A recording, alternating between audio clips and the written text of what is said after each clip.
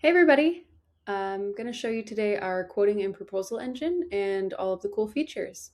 So we have over here a send quote button. I want to, before I click on that, just have everyone take note that we have products in here, we have exceptions, we have files, attachments, we have a history of our sent quotes, and we have contact roles, and we have one primary decision maker. We have quote analytics over here showing whether somebody has viewed it, sent it, approved it, requested changes, IP address tracking, purchase order tracking, everything like that. And then we have these fields that are updated based off of what is happening with the quote. So we just sent one previously. I wanted to tee up all of this data so that we could take a look at it. I'm going to show you the recall. I'm going to almost do this backwards, but I'm going to show you what it looks like to recall a quote first. So we come over here and we can see over here that we can't send the email, send the quote, because we've already sent it. We're going to recall it first because let's just say, for example, you realize that you made a mistake on the quote and we need to fix it. So we're going to recall the quote.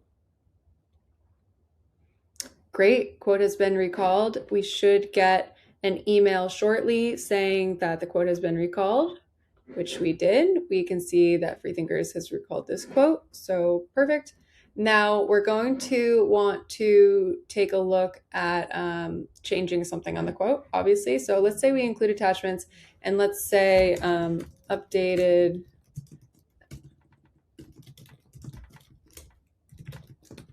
attachments. We want to bold this, underline this. We want to include the price in the total price in the message. So this is going to be the email message showing the total price. And then we want to require a PO before the Jane Porter can approve it. We also have the ability over here to toggle on and off what we want included in the quote. So there's 7 products. We have 7 products listed, but do we really want to show the pricing for all those products? So maybe we don't want to show the integration access price for some reason. It will get listed, but we don't want to show that price on there. This is a great way to bulk decide if you just want to do a flat fee and not really include how breakdown of each item of how much each item costs, or if you want to do itemized items to break out what the cost of each item is. Exceptions is, I want to change payment terms or anything really with terms and conditions that you want to change. We come over here to the proposal section, and this is really cool where the products are the products, but sometimes there's unique use cases on the products that we want to change. So, or not change, but add extra color to. So let's go training and enablement.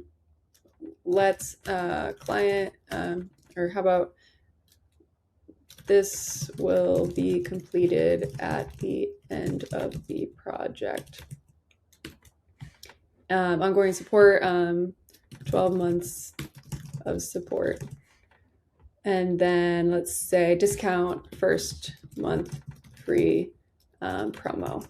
Let's just say something like that.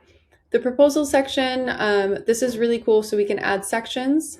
We can move up and down the sections depending on where you want them to be placed. And we can also add in, these are all rich text, so you can really stylize it however you want. We can also add in attachments for whatever reason you need imagery to support the proposal section.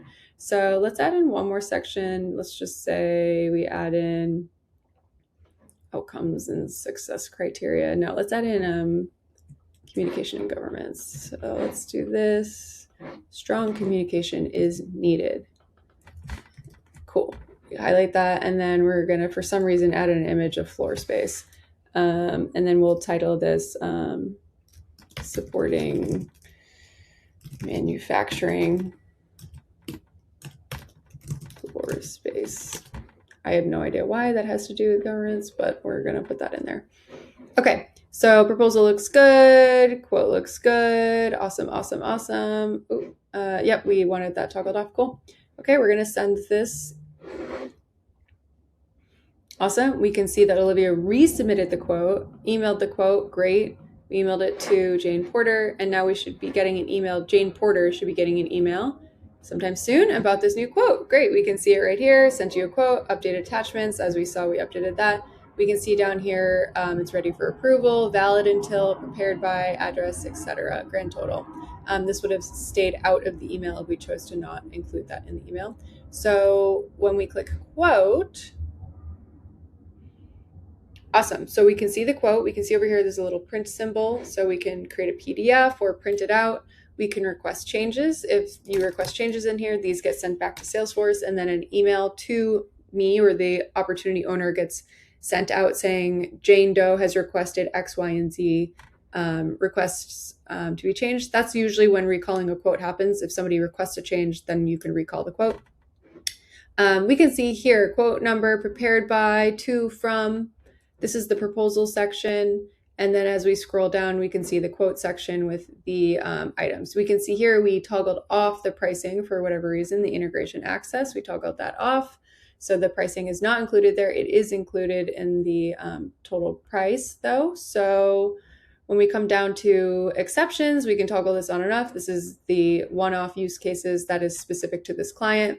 Attachments, we have this eyeball here where we can scroll through the images that really show us supporting documentation. And then terms and conditions, we can toggle this on and off. And up here, when we go to approve, this is where they'll e-sign it. So we did toggle on that they must have a PO number to be able to sign it. They would get an error if they didn't have a PO number. So we're going to approve the quote right now, and it will e-sign. Obviously, terms and conditions is linked. This is consent saying that this is their e-signature. We're going to approve the quote. I also want to call out that each of these quotes are tokenized. This token at the top is unique to the person who we sent it to, and it refreshes every 24 hours. So it's pretty hard to hack. Really, the people who get the quote should be the only people who see the quote. Obviously, if they forward it and intentionally want other people to see the quote, then that's possible, but the unique token has to be unique to them. Okay, so they just approved the quote, and we can see on our end that Olivia Porter, who sent the quote was approved by Jane Porter. And now when we go back to the Salesforce, we can see that it was submitted, and we can see over here in Quote Analytics that Jane Porter approved the quote. We're going to refresh the page just to make sure all the data is here. Perfect. So now we can see the status is approved.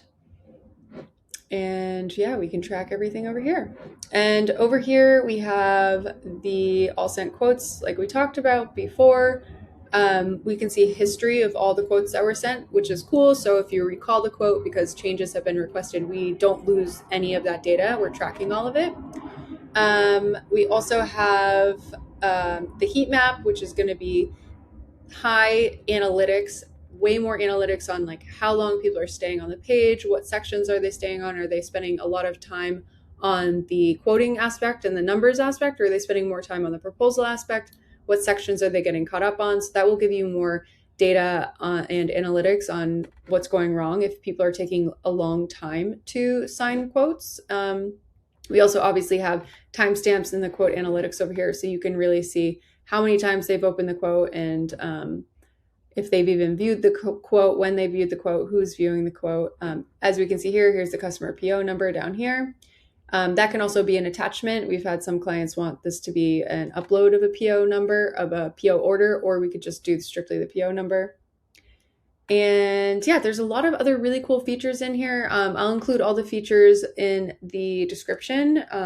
If you're interested, I can bullet point them all out. Like another example is email reminder. If for some reason the client hasn't opened their quote and you can manually set this to whatever number of days, but we have it set to 7 days. So if they haven't responded or viewed the quote, we can send an email reminder every 7 days. And yeah, so that is our quoting and proposal engine. A lot of more features are soon to come to really round this out. We're really relying heavily on analytics and data to give you as much insight into what people are doing with your proposal and with your quote. And we're also trying to make this as seamless as possible by keeping this native and inside of Salesforce. So you can have a single source of truth and really track the process of your quote and your proposal. So I hope this was interesting. Please feel free to shoot us an email or a message if you're interested in learning more about it. But for now, I hope you all have a great day. Bye.